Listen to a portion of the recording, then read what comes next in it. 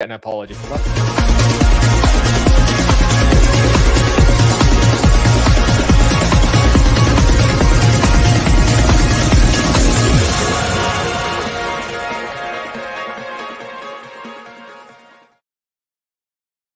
Good evening, everybody, and welcome to episode 26 of the 72 review. Thank you for spending a little bit of your Sunday evening with us for where we'll talk about everything EFL this weekend. Joined by the regular three now. Lee, you're part of the furniture. Welcome. Explain to everybody who you are, what you do, if there's anybody new watching. Yeah, I'll just turn my phone down. So I'm Lee. I'm a Wednesday fan. When I'm not at Hillsborough, I'm ground hopping. Just started my YouTube journey. Enjoying getting to different games. I've covered a lot around Yorkshire and around the M62 Manchester area so far, but I'm going to branch out eventually. But yeah, new to it also, enjoying it, and glad to be on the 72 review on a Sunday night. Yeah, it's quality stuff. It was cracking signing by Gaffer in the January transfer window, free agent as well. What we like. Yeah, it's a decent signing, I think. But yeah, links to all of these three guys' socials and YouTube channels are in the description down below. We'll move on to Ian in the bottom corner. For anybody new or who doesn't know who you are, explain who you are and what you do, mate. Hello, I'm Ian. I'm a 61-year-old football fan that should know better, really. Miller's for season ticket holder and avid ground hopper. And I do a few vlogs for Over the Bar YouTube channel. So, yeah, and really enjoy it. Yeah, it's good stuff. And then finally, Punk Chef Jake in the top corner. Let people know who you are, what you do, and why you do it. I am the punking resident, Punk Chef 41. I do things on Sheffield Wednesday Football Club for my sins. I don't say sins. It's actually quite nice being a Wednesday fan for a change. I also do a Talking Wednesday podcast, which is all things Sheffield Wednesday on a Tuesday at 5 p.m. on all podcast platforms of choice and on Debt Thursday Boxer channel. Lovely stuff. As always, get your comments in. We've had one very early today, 3:37. Ryan Clark, big game Saturday, Barnsley and Derby County. We will be touching upon that later on in the stream. We're all tarn, aren't we? Maybe not. We've got Nat in the chat. Good evening, gentlemen. Good evening, Nat. Nat. And then around the grounds is one of our own. I don't know how you managed that, Ryan, because you've got a Donny fan, two Sheffield Wednesday fans, and a Rotherham fan. So yeah, as far away from being Barnsley fans as possible, but we can appreciate that you're doing very well this season. Before we do get started, though, on tonight's show, we have got a sad bit of news that happened this week. John Motson sadly passed away. He's been the soundtrack for a lot of great times, a lot of great memories for us lot as football fans, and I think he's paved the way for commentators for the future as well. So we just want to have a moment. Jake's put this together, so we'll be back in 30 seconds. Everybody, while the Greek supporters praying for a goal. Beckham to take. The 93rd minute at Old Trafford. Beckham! He's done it! Beckham! Fantastic! It's 2-2, and England may still be going to the World Cup automatically. It's a fantastic ending to a very, very poor performance. And he is a lucky manager, and he deserves the goal because Beckham has virtually played Greece on his own. What a curler! So yeah, very sad news. That was one of my best memories of John Motson commentating on England versus Greece when Beckham literally played Greece on his own and scored a wonderful free kick. Gents, any words on John before we start tonight's show? We'll start with Jake. He was just the voice of everyone's generation, really, and he's paved the way for so many other commentators over the years and up-and-coming commentators. And I think it's a myth because you know that the FA Cup final this year is going to be really weird because it's normally his voice and it's strange. And the man was a credit to his craft, but he kept it simple. And it was always classy, it was always funny, but he also had time for everyone. Didn't matter how big or small you were, he was just the nicest bloke in football. Yeah, I'd agree with that. Ian, any Any words to say on John? I echo completely what Jake said. I mean, there was 3 in my lifetime as a football fan that were unsurpassed, and that was John Motson, Barry Davies, and Brian Moore. They were the 3 that were superb commentators. And really, to be quite honest, I think since Motti retired, since Barry Davies went and Brian Moore sadly no longer with us as well, I think the standard of commentator has actually dropped. To me, I mean, the voice of ITV now is that Sam Matterface, and I'm sorry, but I just can't get on with him. I'm not going to swear, but I don't think he's very good at all. Jonathan Pearce has his moments. Yep.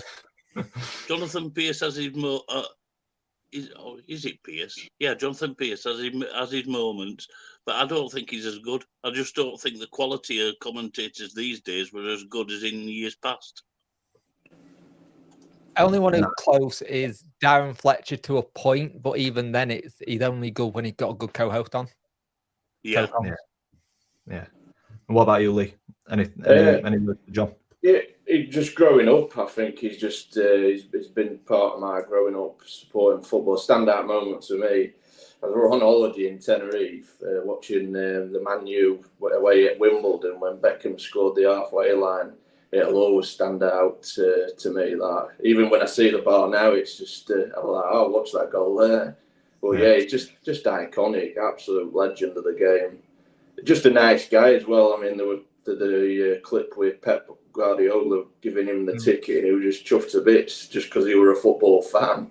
I think that's what and we that all shone need through, didn't it? It yeah. shone Yeah. through.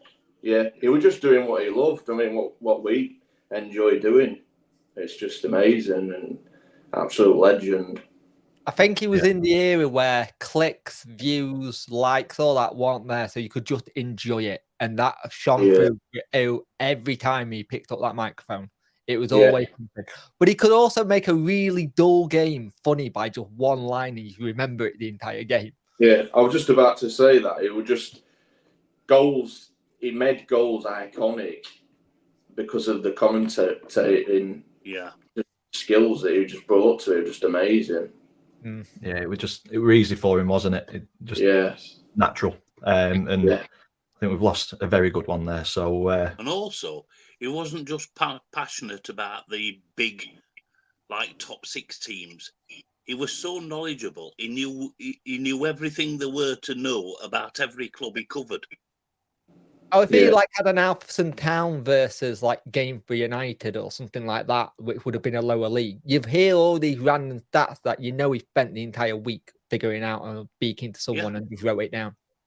It were a natural like you are, Dan, running this 72 review on a Sunday evening. Shambles, mate, this week. I'm all over shop. We don't show it though. But no, all we can say is we've lost a very good commentator there, and he's clearly left his mark on a vast majority of football fans, and I think he'd be happy knowing that he's left his mark, and that'll be something that lasts forever. So rest in peace, John Motson. Sad. So I think we move on to this week's EFL action for the 72 review. A couple of comments have come in. We've got ATID in the chat. Well done to the title Wednesday. We won't even make playoffs with that clowning goal. I would be more annoyed if I didn't already know this was going to happen. Shuey has gone from a set 11 to changing 8 players a match. 3 absolutely awful results. Couldn't care less about the Pizza Cup or Wembley. We bottle second. It's a disgrace. So still many points to go, mate. Yeah, you went to Peterborough against Plymouth, so we will touch on that when we get down to League One. But we're going to start in League Two. So let's get this up. As always, get your comments in. We will go through them. Let's get the running order on, which I sometimes forget. So, Lee, you came to this game as a neutral.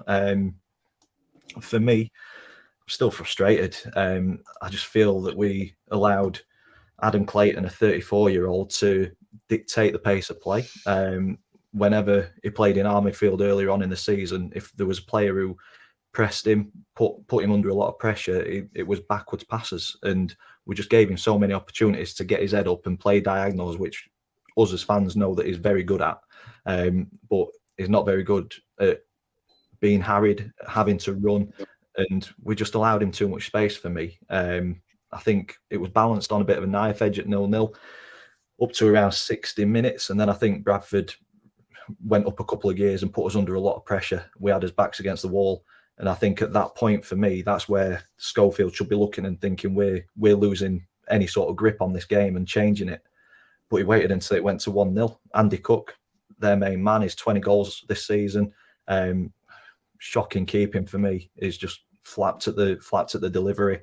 Andy Cook's got up there with a header, headed it into an empty net, and then we decided to change it on the 81st minute. I think he brought Caelan Lavery on to go 2 up front. Miller's been isolated all the game. He's not really had a sniff. I just think we whimpered at 1-0 down. I don't think we had any sort of fight or desire to get back into it. And I don't know if I'm being harsh or not, so I'm going to pass over to you now as a neutral. What were your thoughts? Because I'm fuming at it. I just don't think we were up for it from minute one. We had an opportunity at 0-0 where I think it was handball, but the referee didn't give it. But we didn't put them under half as much pressure as what they did us. But like I say, I might be looking at it really harshly and emotionally. So as a neutral, what were your thoughts on this one? I thought we touched on it before. Anyone that grabs the game by the scruff of the neck could have got 3 points. I think first half it was a bit of a muchness, not really many chances either side. But yeah, like 60 minutes onwards, I think Bradford really thought we could take the game to Donny and grab the 3 points, and showed. I mean, they've got experience in the side, and it showed that. Obviously, grabbing the game by the scruff of the neck, and they got the just results with an Andy Cook goal. But yeah, Donny have definitely a lot to work on. I mean, you play some neat stuff. They're just really lacking in the final third. I think Miller up front on his own is just a non-starter. He definitely needs support with him. At times, he was looking round as if to say, "Is anyone coming up here to help?" And he was just no help for him, was there? No, I felt for him, really did, because obviously their fans, especially in the first half, were giving him a bit of stick because I was sat at that end, and just Bradford just did what they needed to do to get the 3 points. Yeah, and I can't. can't Donny Rovers rebuild 5.0 at this point in the summer, then. Yeah, I mean, they said we had a 5-year plan to get back to the Championship. I think we're in year 9 of that 5-year plan at the minute. It's getting to a point where loyal fans are starting to get really frustrated in the situation at the club.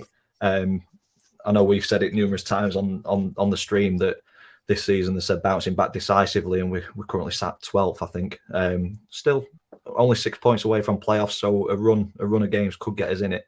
But even if we do go up, I think we're a bit whipping boys next season. I just don't think we're set up right to even challenge towards top end of League 2 or even battle against relegation in League 1. We don't draw games. We win them or lose them, and we're just so inconsistent, and it's frustrating. I mean, Lizzie agrees with me. Unbelievable that we let Clayton play the way he did. Yeah.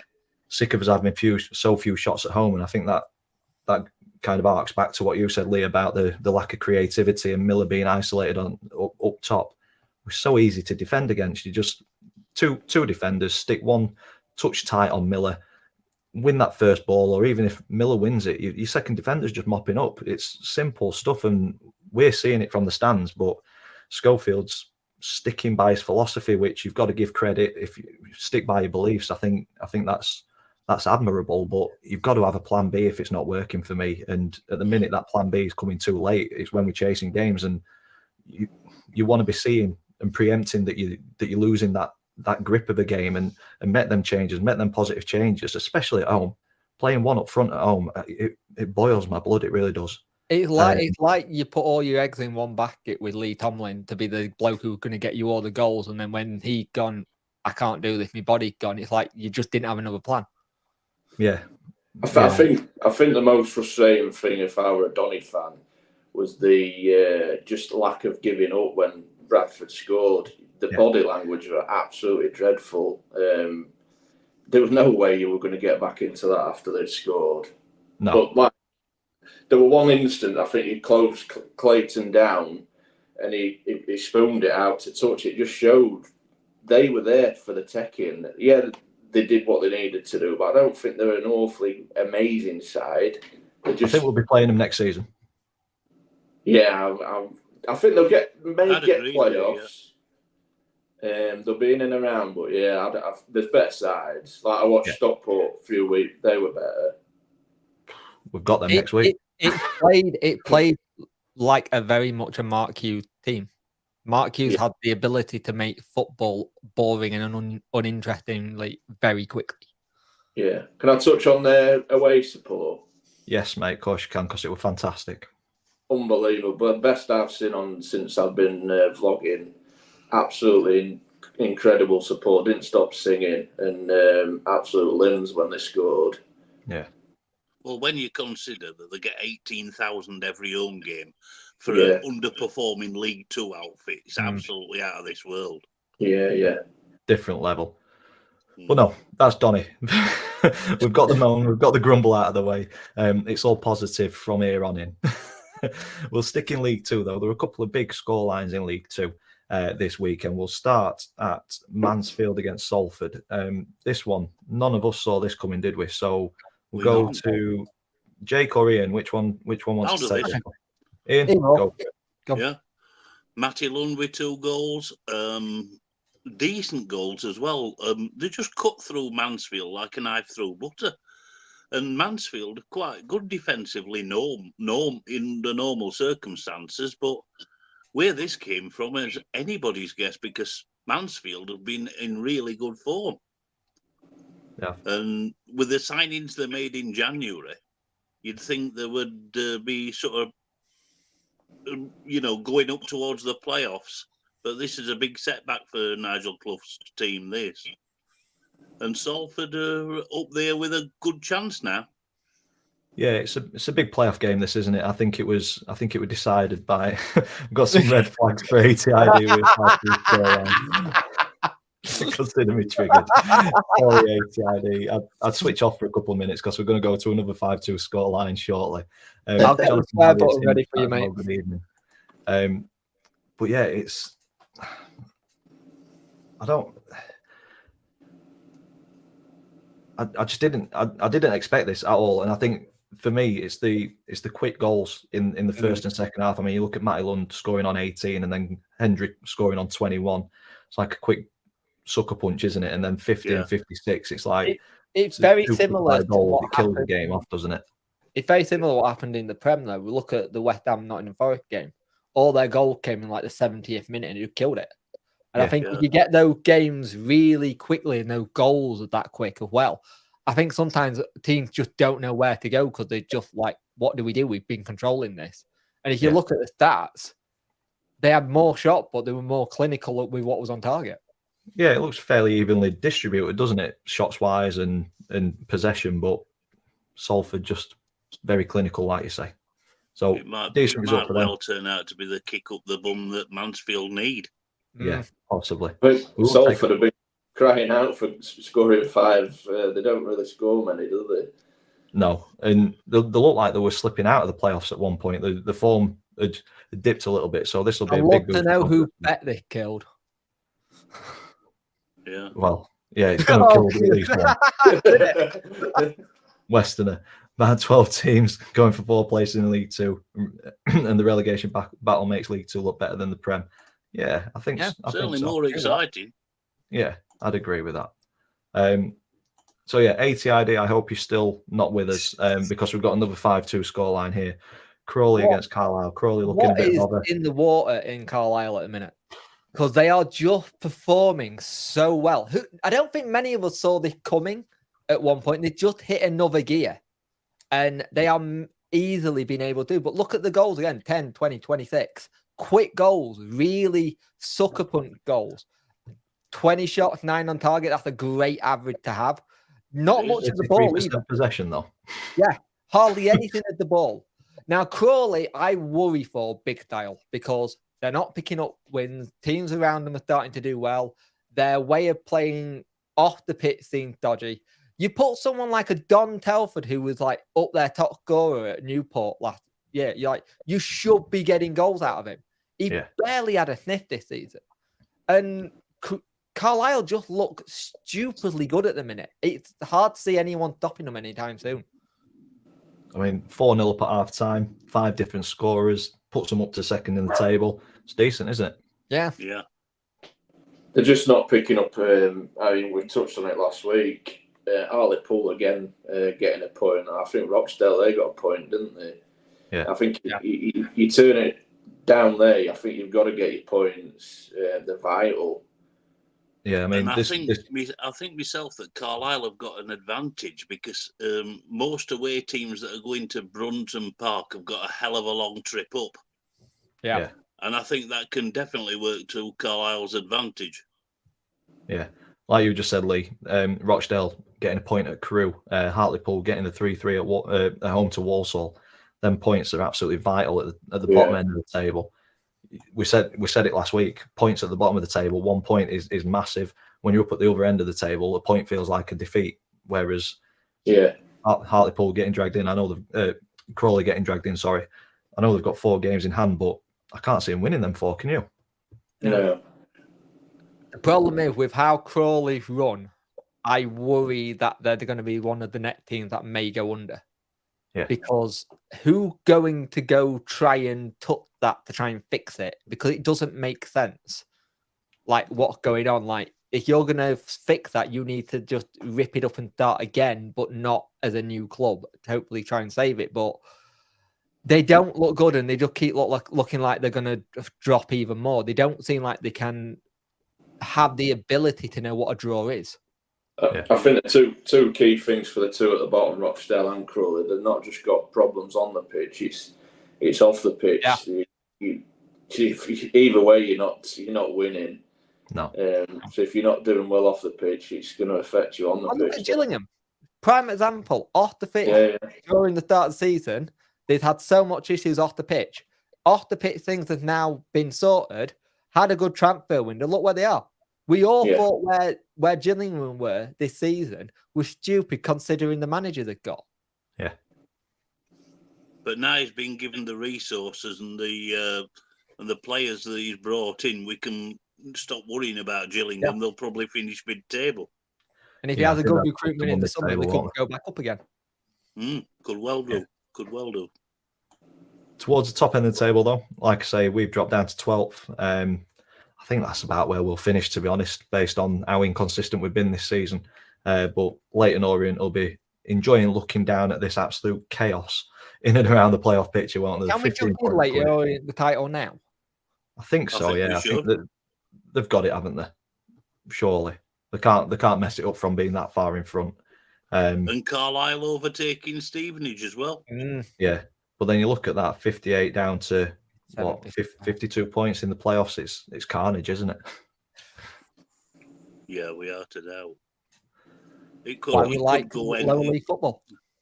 Yeah, lower league football, you can't beat it. But it'd be nice to be a little bit higher up in the lower league football than what we are at the minute. I think we're right this season off, and hopefully have an enjoyable one next. Mid-table's not too bad after relegation. To be fair, this is 2 seasons in a row you've wrote off. Surely you can't write off any more. I think if I write off any more, I'll just write off football. I think we'll. Do you think, obviously touching on the off the field stuff, do you think that's what's going to change your fortunes? Do you think that's what you need to sort first? Yeah, I think so. So before we move on to League One, I've been having a chat with a few people on Twitter, bit of back and forth with people, complaining about the tactics that the manager's got, this, that, and other. For me, we've had numerous managers, and it's not worked under any of them. Richie Wellens was a manager, and our form was dreadful. Look at him now at Leyton Orient. The problem is higher up for me, and the issue that we're going to have is we're going to have a mid-table season this season. We're going to lose revenue on season ticket sales next season, so that's going to end up impacting our budget with the model that we currently use. So for me, the board have got one of 2 decisions to make, and that is accept a lower budget, which will then just impact us negatively. We'll less money to play with, which means poorer players coming in, or they have to actually invest or sell. I just can't see. We need to have the budget of what we've got this season, if not more, because to show any sort of ambition and drag people to the ground. Doncaster's got 300,000 people in it, and we struggle to get 6,000 in the stadium. I know we've got big teams around us like Sheffield Wednesday, Sheffield United, Rotherham, Barnsley, Leeds. They're all doing well. And I know Leeds are struggling in the Premier League, but it's Premier League football and they've got a massive history. But you look at all the other local teams, they're all doing well in their respective leagues. So I think we've got to do more to get people interested in Doncaster. And we're just not doing enough. It's commendable for you trying to do this model of being self-sufficient. And I respect it and trying to do it. But there's a part of them where it needs to go, do we just get us out of this league and grab that for one season, get back in where some more money is? Granted, I know it's not a lot between League 2 and League 1, but for a small club, it's huge. It is, because sponsorships and stuff will be better in League 1 than what it will be in League 2. We'll get gates similar to what we got yesterday more often than what we've had this season. I mean, if the board have looked at that, at the attendance yesterday and the buzz around the stadium, surely that's more beneficial than having 100 fans from Barrow coming. And that's no disrespect to Barrow. It's a long way to come on a Tuesday night. But having a half-empty stadium, or probably 2/3 empty, and it just don't make sense. We're going to be losing money soon, and I think they need to make a decision on what the future of Doncaster Rovers is. Because another season like this one, I think we're going to lose a lot of fans. Which I think what you need to also take into consideration, that National League, more and more teams are getting money, backers, so they're going to come up to the Football League, and you don't want to look over your shoulder and think they're coming up with the money. They could obviously overtake us, and then we'll go even more down. You need to look onwards and upwards, don't you? Yeah. So if you want to go on the money side, League 1 club gets 100,000 a year, while League 2 it's 472,000. It's a massive drop in your revenue. Yeah, it's nearly 200k, isn't it? Yeah. So, I did say Sheffield United are massive. I'm sorry, but in comparison to us, the attendances, they've had a stint in the Premier League. I think it's chalk and cheese, isn't it? I'm not comparing United to Wednesday. That completely went over my head. But out of the two, I prefer United. Just because they wear red.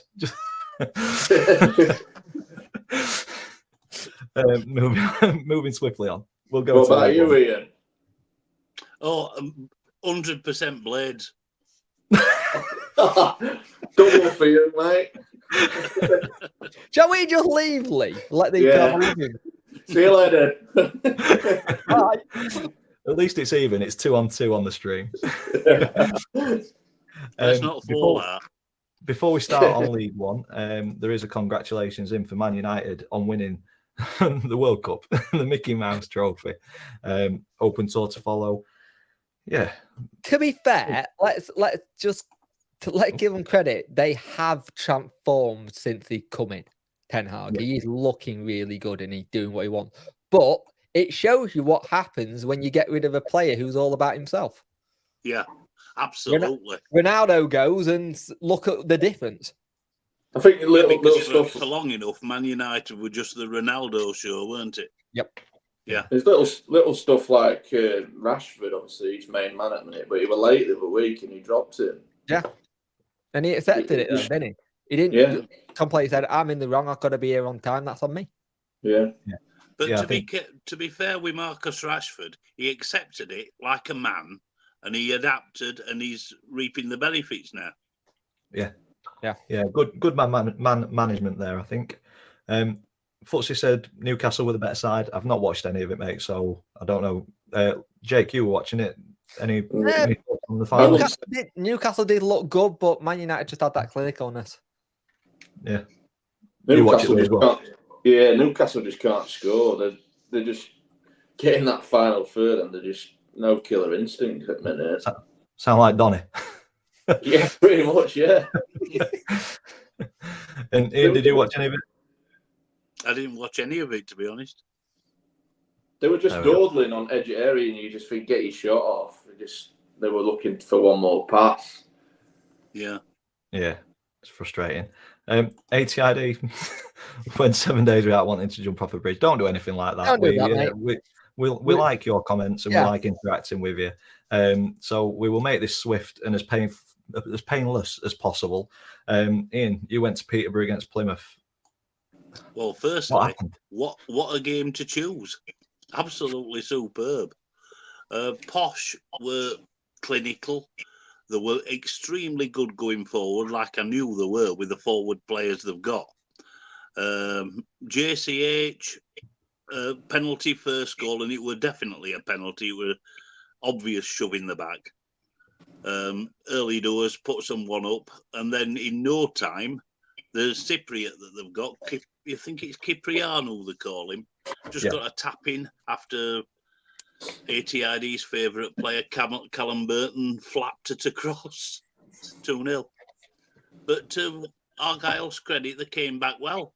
They got a pretty lucky goal back where the ball was crossed in from the right-hand side and one of the Posh defenders just tried to clear it and just nowhere near the ball and left him with a tap-in. 2-1 half-time, entertaining. Posh came out second half, really fired up. They got another goal with Burrows. It was quite a nice move. Finished very well. And then almost immediately, I can't pronounce that guy's name. Gillespie, is it? Headed him from a corner, and that were 3-2. And then Johnson Clark-Harris got another goal, which were another defensive mistake, and just sort of nudged it in at the far post. And then the best goal of the game was Jack Taylor's fifth goal. It was a lovely move from defence to attack, cut Argyle open, game over, 5-2. After that, Clark-Harris could probably... right, thank you. After that, probably Peterborough could have scored more. Johnson Clark-Harris shot well saved by Burton, and then from the resultant corner, headed it just wide. But Argyle had chances all the way through the game. Just a minute, I'm just going to have some names here. Cosgrove, the guy they've got from Birmingham on loan. He had a couple of chances, quite close. Jordan Houghton put a presentable chance over the bar. But it was a fantastic game. I mean, look at the stats. Look at the shots on target from both sides. Not bad for a neutral, is it? Yeah, absolutely. I think there were, is it 19 or 20 shots on target? It was just a great game to watch as a neutral. Yeah. But ATID, Argyle have definitely got defensive problems, and going to Hillsborough next week, I do feel fear for them. Yeah. ATID said that they need to get Cooper and Scar tied down with £200 million release clause contract, and it's Gillespie. Right, okay. But Nat said Field Plymouth's effort in the Peterson Cup affected this performance, and ATID has responded with what effort? We were very good in that one either. Barely got past Cheltenham, who got tonked by Pompey. But maybe the excitement, maybe the game did take a bit out of them. I don't know what did it look like in? Did it look like they were a little bit leggy, maybe? Possibly the midweek exertions took a lot out of them. I mean, Schumacher made 2 tactical substitutions in the first half, which amazed me. So he obviously knew it weren't working. Yeah. And for a time, they looked a lot better when the subs came on, especially Aziz, who put himself about a little bit. Good player. And he looked quite dangerous. But defensively, they were shocking. Absolutely shocking. No. I think the saving grace... One of those... Yeah. In one of those games, it could have ended up about 10-4 or 10-5. Yeah. So ATID saying that it shouldn't have done. It was a lot of chopping and changing, different team to what played midweek. So don't know. Can't put his finger on They're there. not. They're not a greater team away at time, but I think the saving grace for Plymouth is I think they've got more home games than they've got away games coming up. Yeah, and they're frighteningly good at home park. Yeah, it will be interesting, but it'll be interesting what the mentality is because a final to look forward to. This loss, where are the head going to be? It's going to be a different challenge for them. But I will say this, Jake. You've got nothing to fear from Posh defensively because they are not good defensively. Put it that way. We've got a lot at home, so we'll be with the forward players that Wednesday have got. I can see you getting a few goals there. We will like see. a good game then. What's your worry, Lee? My worry is obviously Wednesdays keep winning, and then the teams behind Plymouth will also keep winning. So it's like they can't catch a break. They know they've got to keep winning their fixtures. Obviously, they want a top 2 place, but just last season, I think they crumbled at this stage of the season, didn't they? Yeah. Yeah, they did a bit from last season, yeah. But I can't see anybody stopping Wednesday. They're like a juggernaut. I just can't see anybody beating them, to be quite honest with you. I think they could take this 20-game unbeaten run into 30-odd. That's how highly I rate Wednesday. And from a Rotherham fan, that takes some saying. Yeah, I bet it is. I think I'd like to see Plymouth do it this season. I think with what happened last season and how it tailed off and just kind of fell to pieces for them. I think to see them in the Championship, I'd like to see it.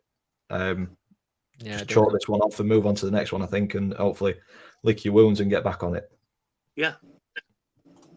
Yeah, it's only one defeat. I mean, the world's not coming to an end here, TID. It's only one defeat.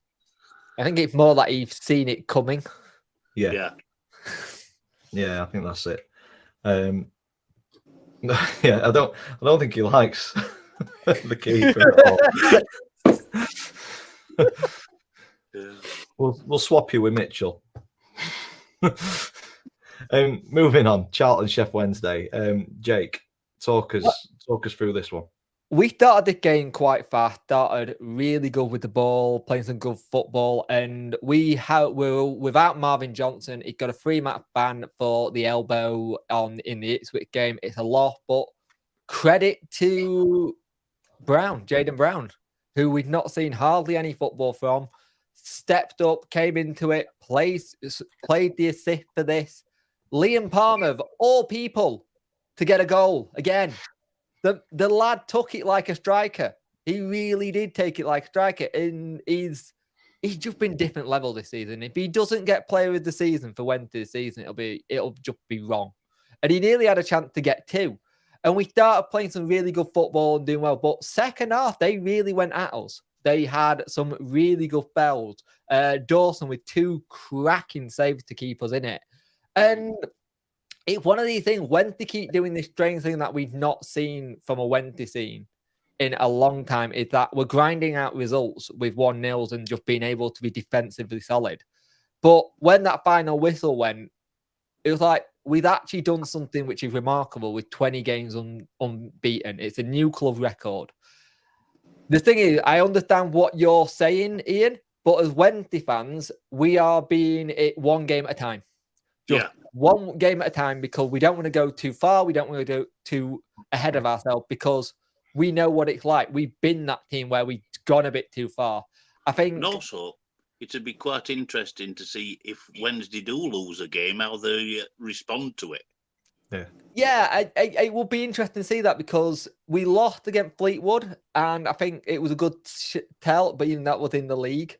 And it's interesting, like there was a piece in the Star this week talking about how when they use a lot of the data analysts, where by time they get to half time or something, they've already got in the information on a screen for Darren Moore to show them where they're going wrong or what needs improving. And I think that style of football and that style of doing, you don't necessarily think about it being used in the lower league. You think of it as a Championship, it's a Premier League. The fact that we're doing that is incredible. But the lads have been on a hell of a run. We got the clean sheet record last week with 18. We got 20 games unbeaten. We've got Portsmouth next. No, we haven't. We've got Peterborough, Portsmouth, and we've still got a game in hand. Yeah. Which is still huge. It's just like we've turned into that team that last season we would play a certain style and it would backfire. This season we've turned into that team that's going, especially away from home, we'll get the goal and we'll try and get another, but if we don't, we'll be okay. I think the only criticism I can say from Wednesday, not clinical enough, should have been about 3 or 4-0 up at half time, but can't have everything. Yeah, return of 4 shots on target from 17 towards goals. Not a great return, is it, Lee? But you take the 1-0 away at Charlton.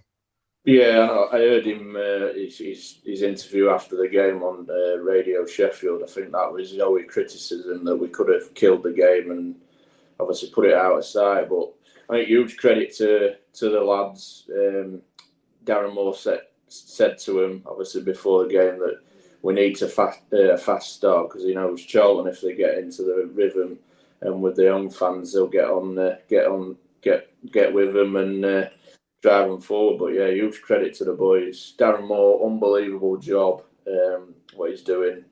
Sheffield Wednesday. I've not felt this good about a Wednesday team for some years, and I've had some pretty dark days supporting Sheffield Wednesday. But huge credit to everyone, really. I mean, even Chansiri, he could have quite easily sacked him at the end of the season because we didn't get to the final, didn't go up. But he stuck by him, and Darren Moore's proved now what a top manager is.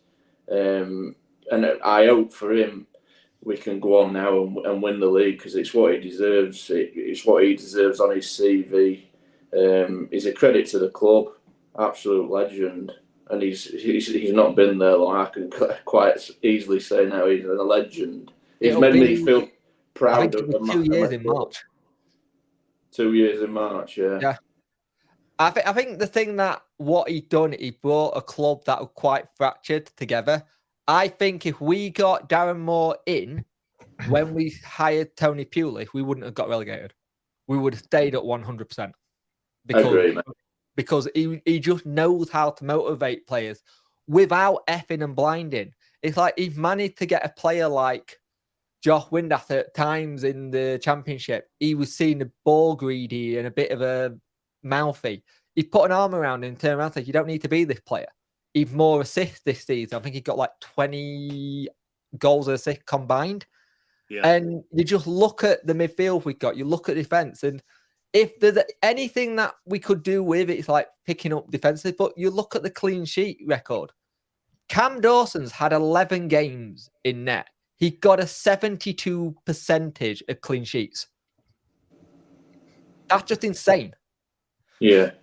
I think, how many times we chopped and changed the back 2, back 3, the injuries and whatnot. It's just, for how many clean sheets we got, it's remarkable, really.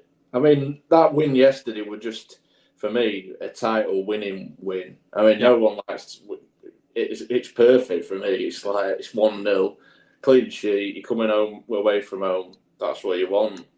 You know what the best thing about that game was, Lee? Was Iorfa and Flynn just went for everything.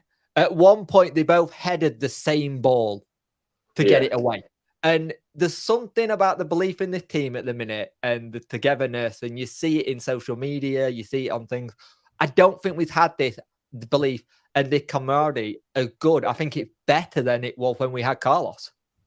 I think the relationship with Darren Moore and Chansiri is better than Carlos. I think there's an understanding. And the one thing that Chansiri's done, and no one gives him any credit for, he's stayed a background chairman now. He doesn't need to be the face of it. Darren will do that. Yeah, I think a frustrating thing for me is other fans are thinking we're getting a bit too big for his boots because we're top of the league. It's not like all. I'm as grounded as anyone. I know the next game we could lose and put pressure where the team's catches. I know I'm just taking one game at a time, but I'm just enjoying this moment being a Sheffield Wednesday fan because it's weird, isn't it? Yeah. Been a long time. Enjoy the good times because they don't come around very often. Exactly, mate. I've been to some absolute horrors. I'll touch one. Leyton Orient years Chris ago. Turner of manager, say nothing else. Yeah, I drove down 4-0. We got spanked. I was on my way home at 65 minutes. Dark days. But yeah, I'm just proud to be a Wednesday fan at the moment. That's what it's all about. I've seen a couple of comments popping in about player of the season so far from Footsie. Callum as well, who's all of our player for EFL season. EFL season.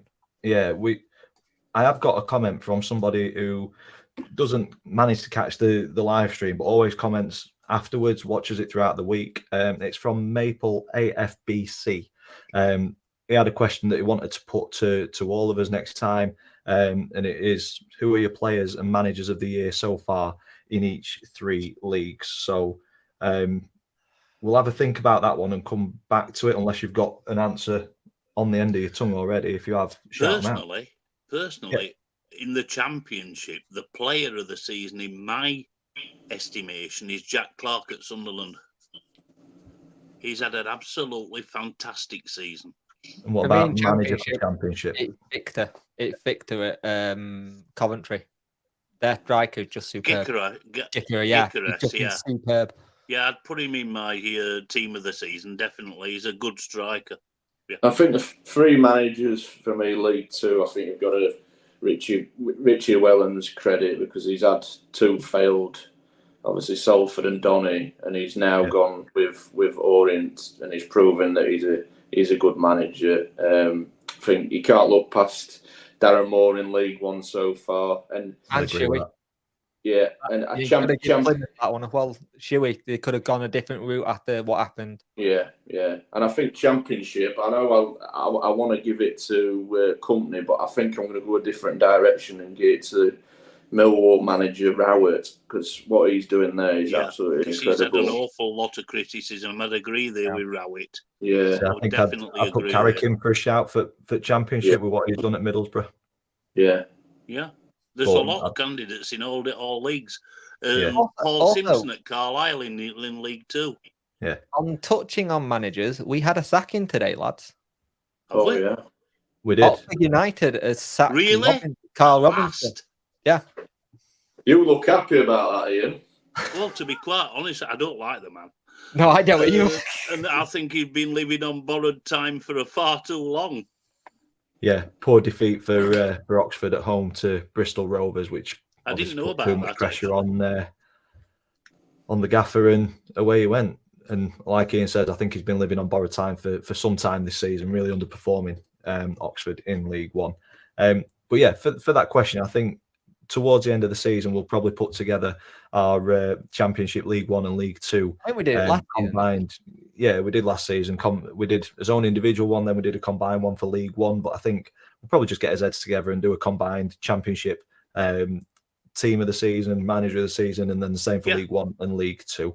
But that needs a little bit more research than just throwing the question straight at them and expecting them to have an answer. Like I say, bit of a shambles this week. I'm normally a little bit more prepared, and I'd have given them that question a couple of hours early. To round League One off, because we're hurtling towards the hour mark, Barnsley 4, Derby 1. Fantastic result in the playoff picture in League One. Absolute thumping victory. 6 wins in a 7 unbeaten run for Barnsley. They're looking good, aren't they? Do I have a klaxon for someone here? I feel like I do. Devante Cole, hit it twice. You were I didn't see this one coming. I'm not overly surprised that Barnsley won, but it was the manner of the victory and the goals that were scored. Barnsley were excellent, absolutely excellent. I mean, Derby had chances, and I watched Paul Warne's post-match interview bemoaning the chances that Derby missed, but Barnsley played very, very well. Very impressive from Barnsley, I agree. I think. Do you notice how they've had their mini blip already in January? And I think so. And I think they look pretty solid in that playoff spot. And it could be a dress rehearsal for the playoff final. This one. Could be. I think we're looking at the stats. I think it's just Barnsley's really took the chances there, aren't they? Because obviously 10 shots on target on shots and then 5 on target each. Yeah, clinical. there were good strikes as well. Yeah, Or at least 3 of them were. He's doing an unbelievable job because Barnsley fans didn't expect them to be in and around the playoffs. I think it was just to stabilise this year and build for next season. He's a good manager. Duff did really well at Cheltenham. I'm not surprised he's doing well at Barnsley. He's got more resources at Barnsley, and he's a decent manager.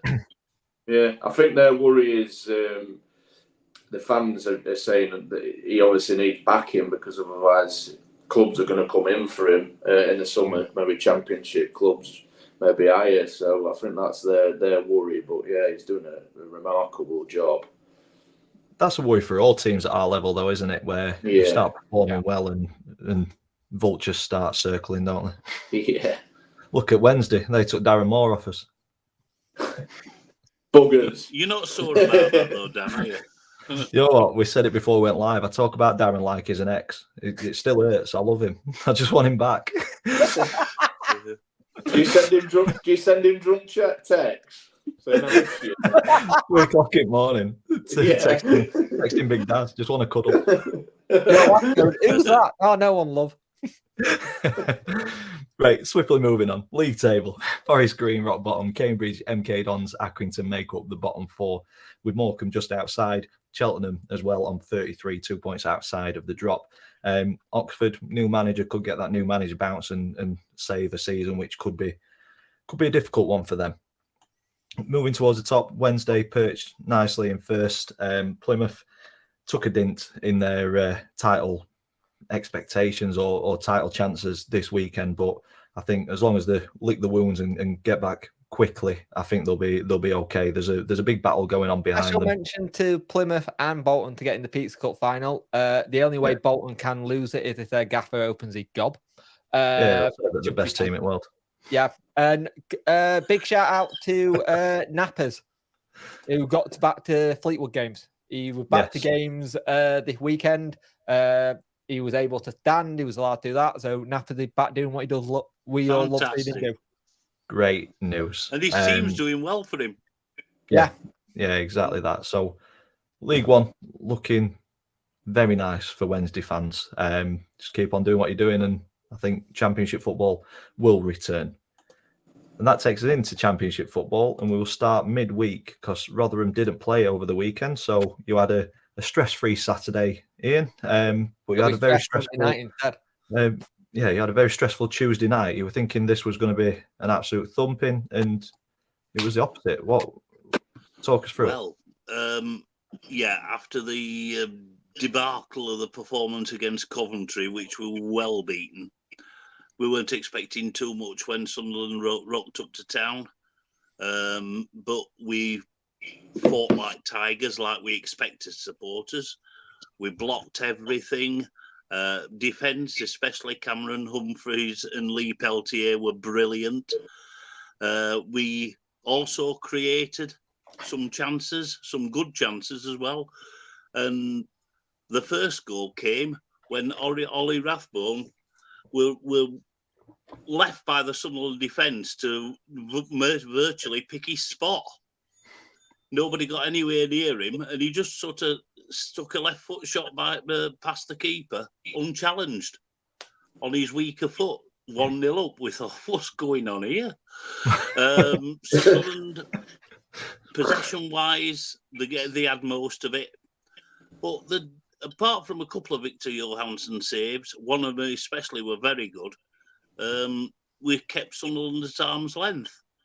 Second half came around. Sunderland backed by 2,500 fans, noisy fans at that, were roaring the team forward. But again, we blocked everything. We were defensively sound, and we broke again. And Tariq Fosu, who had an excellent game in centre mid, which is normally not his position. He's normally a right-hand side midfielder, but he put Shane Ferguson through. Fantastic finish with his left foot. 2-0. Great. Happy days. Sunderland came back and they got probably a deserved goal back with Gelhardt, the Leeds loanee, who before that had a goal chalked off for a foul on the keeper, which Sunderland fans didn't like too much. But he got a deserved goal back, and he were backs to the wall for the last 20 minutes or so. But we held out fairly well, and really hard-earned and really needed 3 points, which puts us 4 points above the drop zone. And yesterday, even though we didn't play, it was a fantastic Saturday for us because all the 4 teams below us all lost. Yeah, it couldn't have gone any better for you yesterday, could it? Which really means tomorrow night's game at Swansea is a bit of a free hit. I kind of think you'll beat Swansea because Swansea don't look good. Yeah, but Swansea, they'll probably have about 85% possession and do nothing with it. Yeah. Hopefully. Because we played them opening day and drew. We played them opening day and we drew 1-1 with them. And they had about 70% of the player there. And apart from a Harry Darling screamer, I think that was their only shot on target the entire game. You'd take that again, wouldn't you? They are. I think they're low on confidence. I mean, they had a really strange 3-1 home defeat by Stoke in midweek. Yeah. So I don't think confidence will be very high. No, like anyway, I say, if we get any sort of positive result there, happy days. It's fantastic for us. Yeah, because next Saturday, Mr. Ainsworth's coming to the New York Stadium, parking a fleet of buses on the halfway line, probably. Yeah, I forgot about that one. That one did happen, didn't it? Wickham got a new manager, yeah. ATID, thank you for spending almost an hour of your Sunday evening with us. Work at 3 a.m. tomorrow. Oh, feel for you. I'm not much further behind you, to be fair. See you next week if we win at least. Nah, you're more than welcome. It's a therapy session, anyway. If nothing else. Yeah. Moving on to this weekend's results. So, as Ian said, bottom of the table was really helpful for Rotherham, and we'll start in a game which had one of the lower end of the table teams in Cardiff. Callum's been in the chat quite a bit, saying that Norwich are not getting playoffs. Cardiff, boring game. Didn't really think much of this one, but I think it was a bit of a routine win, really. 2-0 before half-time, 2 quick goals, 33 and 37 minutes. Marquinhos, I think he's a great signing, but we've said for a number of weeks that we worry about Cardiff and where they're heading. So, yeah, do we think Norwich could make playoffs, or do you think they've not got enough this season? Depends what run they go on. Wagner's good at doing these mini little runs. He did it with Huddersfield, so it'll be interesting to see what happens. He got them playing, which is more than Dean Smith had them doing. There's a bit of more belief. Also, they're very strong at Carrow Road. Yeah. Cardiff, on the other hand, each week it changes because one week I think, right, they've got enough to get out of it. They've got a sneaky little win or they've done all that, and then they have these kind of results. Cardiff is one of these ones. If they go down, I don't know how good financially they would look. Because they're a club that one of those teams that look like they're in a bit of bother behind the scenes, don't they? Yeah. I think with Norwich fans, I think the performances have not been amazing, but they're still ticking wins off. I think that's what I'd be happy about. It's sometimes I think at this stage of the season, I think you really ought to forget all about performance. It's results that count. Yeah, exactly. Yeah, definitely.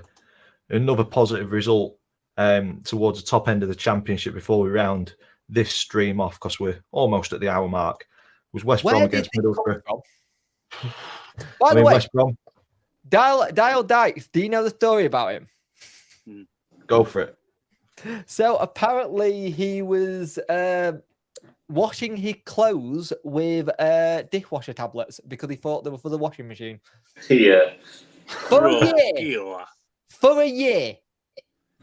And it was only when somebody mentioned it to him and he figured it out. Yeah. Wow. Where did you get all this info from? He posted it on one of his socials a couple of months ago, saying, I've been writing it here. I've been washing my clothes with dishwasher tablets. Well, they do say footballers aren't the brightest bunch, but hey, can wash his clothes in whatever he wants. He's scored 2 goals in 2 minutes. They're not scoring in a month, or in over a month. It's like he's a very good player, surprised that because Butter had been flying, hadn't they? Yeah, I mean, we mentioned him a little earlier on in the stream. We Carrick doing well. This ended a 5-match winning run for Middlesbrough. And it has put a big dent in their automatic promotion hopes, I think, especially with Burnley and Sheffield United winning on Saturday as well. Yeah. But yeah, a result that none of us expected, but it's positioned West Brom fairly well in the table. We'll have a look at the table now. We'll start at the top, and it's just pulled them back into that playoff picture, hasn't it? They were relegation towards the start of the season. They had a really poor start. West Brom, Middlesbrough. Obviously, Middlesbrough have done really well under Carrick. West Brom picked up a lot, but then they dropped off. A little inconsistent over the last 5 games with 2 wins, 2 defeats, and a draw. But do you think this has put them back on track to make a late surge towards the top 6? I'll direct that at Lee. Yeah, I think this is going to be one league that's going to be the most interesting, especially with the playoff run. I mean, the ones in it have really got to keep going. I mean, from Coventry upwards, all them are really going to start pushing on now. So this league's going to be fantastic now, coming to the business end of the season, as we like to call it. But yeah, it's going to be exciting to watch, definitely. Yeah, we're coming into the last, 10, 12 games? Yeah. A lot of teams on 33, 34. So yeah, 12, 13 games left, isn't there? So yeah, business end of the season. Jake, would you agree with that, or is there anything you want to add? I think you're probably going to see roughly that. I think you'll probably see Millwall make a big push as well. You look at if someone like Luton could actually stay in that and go up, that would be massive for them. It really would be a big achievement considering the whole upheaval. I think again, it's a little bit like in League Two. You kind of give it to Burnley. You can't see them not doing. They're there or thereabouts. Sheffield United could get caught if Middlesbrough get their form back. Sheffield United's had many little blips recently. Blackburn had just dropped off a cliff. They just not seem to be the same team they were start of the season. And Millwall just keep doing what they're doing. It's like you look at Watford, Sunderland, West Brom. They could, if they go on runs, it's up there. Yeah, definitely. Towards the bottom of the table, Ian, you said 5 points away from the bottom 3 now. Yeah. Got to be happy with that, mate. It's looking promising. I mean, I'm still not making any predictions, but I think we Rotherham could hopefully get enough points to stay out of it. I think it might take 4 more wins, about another 12 points, put us on 48 points. I think we should be clear then. I think Blackpool will go because I think they're even taking Wigan into account. I think Blackpool are the worst team in the Championship, but by a long way of what I've seen. I've seen both our games against them, and they are really, really poor.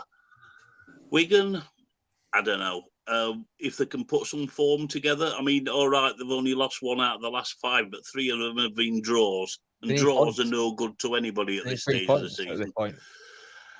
If I were to pick anyone out of the below Rotherham to get out of it, I can't go past Neil Warnock's Huddersfield, because if any manager can get any team out of trouble, it's Neil Warnock. Yeah, I think the story could easily overtake Cardiff, easily. I think the story's in the writing already with Huddersfield. I think Warnock sends Cardiff down old club. It's there in the writing. Oh God, yeah, the story's there, isn't it? The problem you've got, Huddersfield have got Coventry, Bristol, West Brom, Norwich, Millwall, Middlesbrough, Watford, Blackburn, Swansea, Sunderland, Sheffield United, Huddersfield, Cardiff, and Reading. That is their run. Oh my God, who's that? That is a hell of a running. Yeah, that's my issue with that run. I mean, if I was a Birmingham fan, I'd be looking over my shoulder because they're in no sort of form at all. No, it's horrible. There's a lot of off the field stuff there as well with Birmingham. Yeah. QPR will be fine, Dapper. Ain't we still just start parking the bus when they go 1-0 up? Oh, Mind you, that's true. If QPR go a goal up, it's game over, isn't it? mind you, Yeah. Ian, if you beat them at home next week, that sucks them right in it. Yep. That'd be a hell of a result if we could do that. Yeah, Yeah, definitely. if we could, how can I put this? If we could out Ainsworth, just for the 90 minutes, we'd be all right. Yeah. I spoke to a QPR fan. He said, "What's he like, Ainsworth?" I said, "Prepare to take a pillow for when you watch your team." Yeah. But yeah, I think what we've concluded on that is that the playoff picture is nowhere near complete. It's going to be twists and turns for the remainder of the season, as is the bottom three as well. But yeah, I think that takes us to the end of this episode 26, hour and 5 minutes. We'll go around the screen. Any final words? We'll start with Punk Chef. Just take care of yourselves. And football has been an interesting one this week. And I think at the moment, there's a lot of teams who are looking at where they're going to be next season and start keeping an eye out because clubs will be releasing their accounts soon in the public interest. So there's going to be some scrutiny on what you spend and stuff. It may give you an idea if you're a relegation team, how much money you are losing and how bad that could be. Yeah, definitely. Ian, anything to say before we round this off? Yeah, it's the business end of the season, and every defeat feels awful, and every win feels euphoric. But remember, it's just one result. We've still got a dozen games to go. So anybody that's on the wrong end of a scoreline have still got time to put it right. Yeah, definitely. Lee? I'm just going to mirror that. Monday's a new week. If your team's lost at the weekend, it's a new week. Start again. And people in the chat, smash the like button for these guys and share it. Amazing. Can I just ask a question from a Wednesday point of view? No. What's a loss? Oh, He's gone.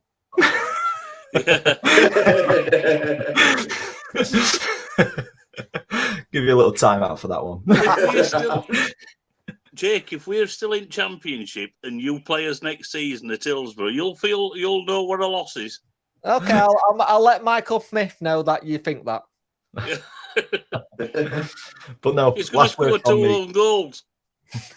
But no, last word from me is thank you to each and every one of you who's joined in the stream, commented, got the chat going, spent over an hour of your Sunday evening listening to us ramble on about the EFL. It's been a pleasure.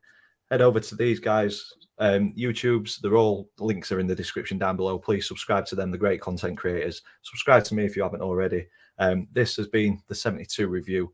Thank you all for watching. And all that's left for me to say is see you in the next one. I think we will leave the last word to John Motson. Everybody, part of the Greek supporters praying for a goal.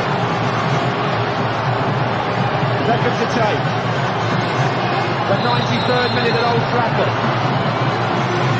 Beckham! Yes! He's done it! David Beckham!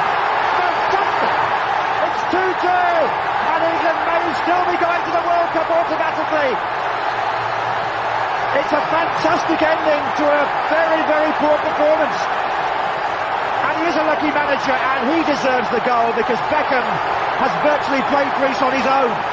What a curler!